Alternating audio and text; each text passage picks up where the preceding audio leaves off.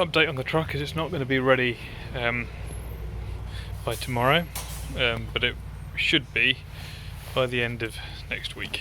With a bit of luck, Christian and me will be down to pick it up on Thursday evening, where we will then drop it off at another garage where it could be MOT'd. Assuming it passes, it will be ready to go, and I'll be operating at full strength at last.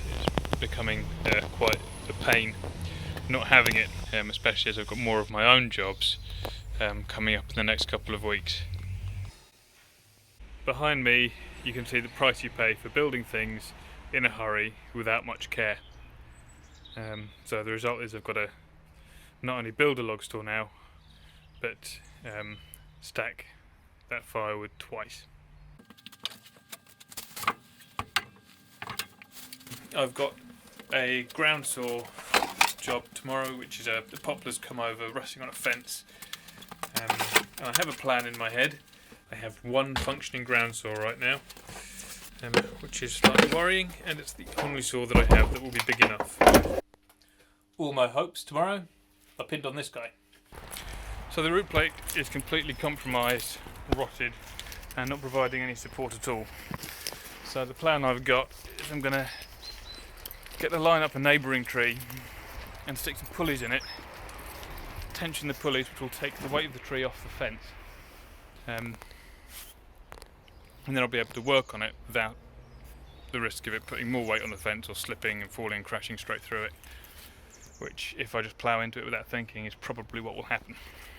The other part of the job is the removal of the waste from the fallen poplar, but obviously I can't do that until I have my truck back, which should be coming soon.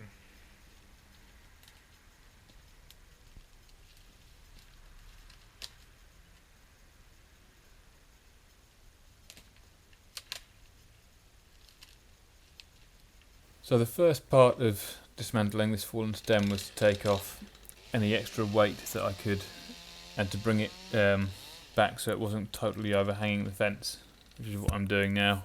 Just cutting off all of the old stems and throwing them back into the client's garden. That way I only have to tidy up one garden rather than two.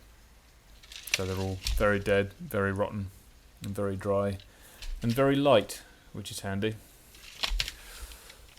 To finally bring the tree off the fence, I chose to cut a gob cut in the middle of the tree facing skywards, and that would enable the tree to close up nice and slow and controlled, and not fall down or shock load the fence in any way. I cut the gob cut in two goes, starting small and gradually making it wider, to avoid putting the saw too deep into the compression side and getting it trapped.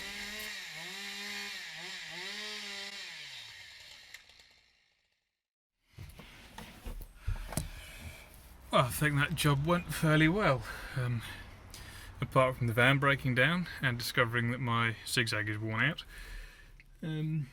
Yeah, so the plan that I came up with when I gave the quote worked pretty good.